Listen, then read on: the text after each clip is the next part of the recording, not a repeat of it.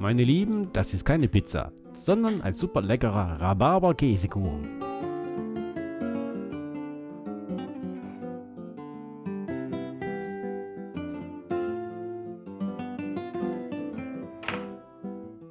Und für das ganze Blech, da machen wir erstmal den Boden. Und für diesen Boden vermischen wir die Zutaten, zum Beispiel Salz, Zucker und Vanillezucker zusammen und Backpulver mit Mehl.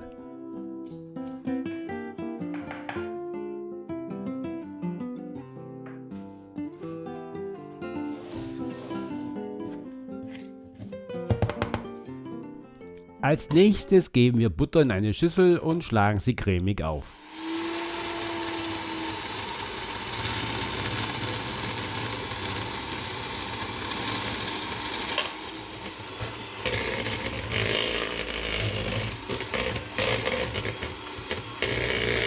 So, die Butter ist schön cremig und jetzt geben wir die Zuckermischung mit hinzu.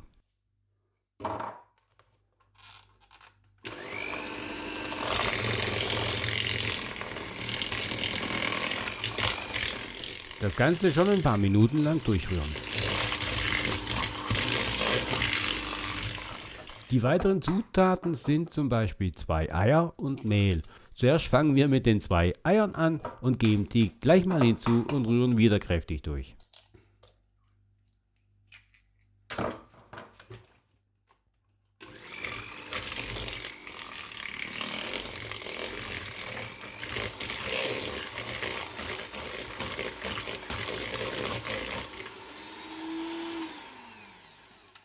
Wie schon gesagt, folgt dann das Mehl und das rühren wir so lange durch, bis sich der Teig zusammenfindet. Aber noch nicht ganz, weil wir wollen 1/3 vom Teig dann entnehmen für die Streuseln. Ja, da wäre es natürlich gut, wenn jetzt nicht schon eine Teigbolle entstanden wäre.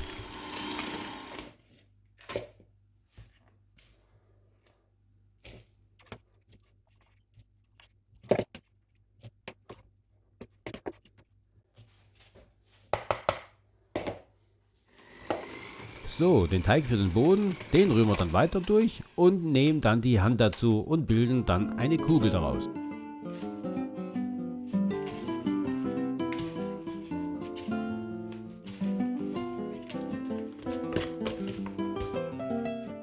Aus der Kugel bilden wir dann den Boden und dafür geben wir natürlich noch ein bisschen Mehl auf die Arbeitsfläche.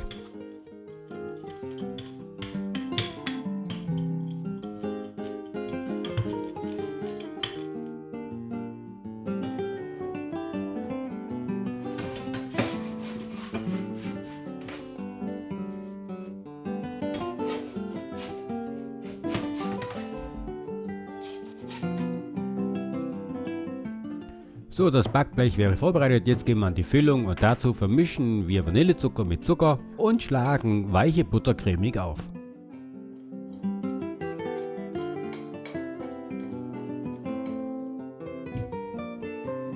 Später geben wir dann zu dieser weichen Butter wieder die Zuckermischung hinzu.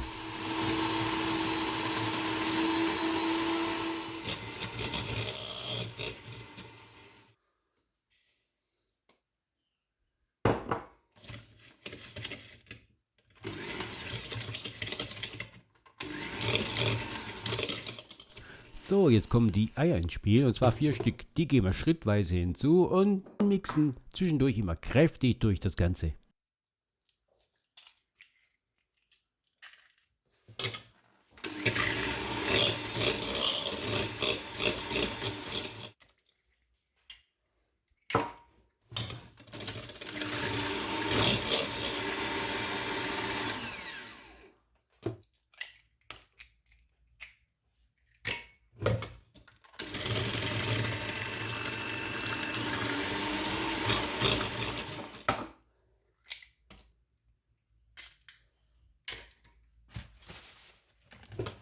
Jetzt fehlen noch 2 Zutaten. Das ist die Stärke und der Quark. Natürlich kann man für die Stärke auch ein Päckchen Vanillepuddingpulver verwenden, wer möchte. Aber ich nehme einfach Stärke dazu, weil ich schon recht viel Vanillezucker mit hinzugegeben habe.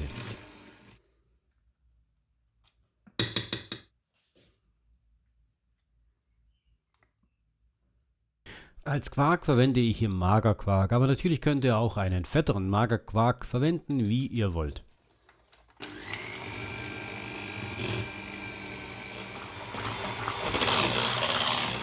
Ja, jetzt kommt der Hauptdarsteller mit ins Spiel und zwar der Rhabarber. Da habe ich frischen, jungen Rhabarber vom Markt kaufen können und den habe ich schon vorbereitet, indem ich ihn gewaschen und die Enden geschnitten habe.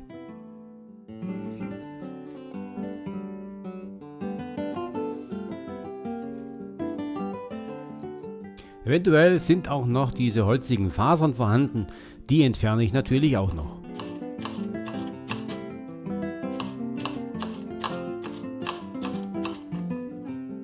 Also wir verwenden ja 1 Kilogramm Rhabarber und wenn wir den vorbereitet haben, dann schneiden wir den in 1 bis 2 Zentimeter große Stücke.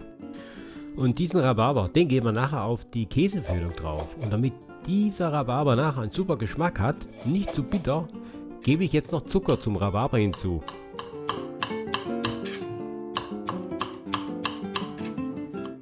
Das wäre jetzt auch ein guter Zeitpunkt, den Ofen auf 175 Grad Ober- und Unterhitze vorzuheizen, weil jetzt geht es nicht mehr lang und der Kuchen kommt in den Ofen. Es sind nur noch wenige Schritte.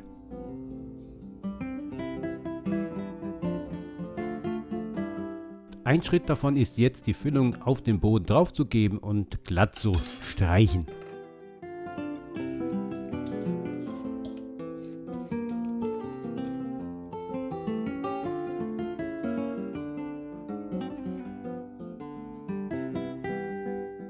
Der nächste Schritt ist jetzt die Rhabarberstücke auf die Füllung draufzugeben und zwar schön gleichmäßig.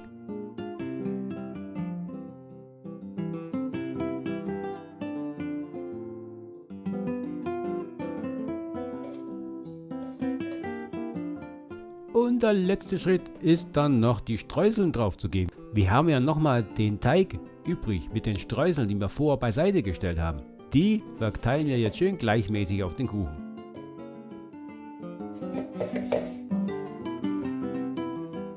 Und ab damit in den vorgeheizten Ofen für 45 Minuten.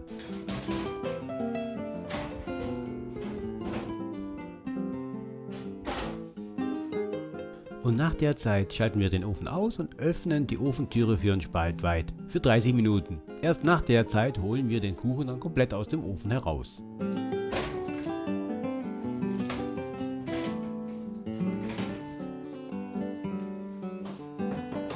Na, sieht er nicht super lecker aus, der Kuchen?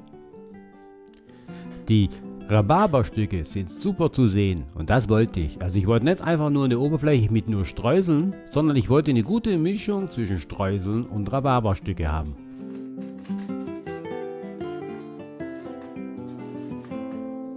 So, jetzt aber ein schönes Stück auf den Teller drauf und dann probieren wir diesen super leckeren Rhabarber-Käsekuchen. Jawohl!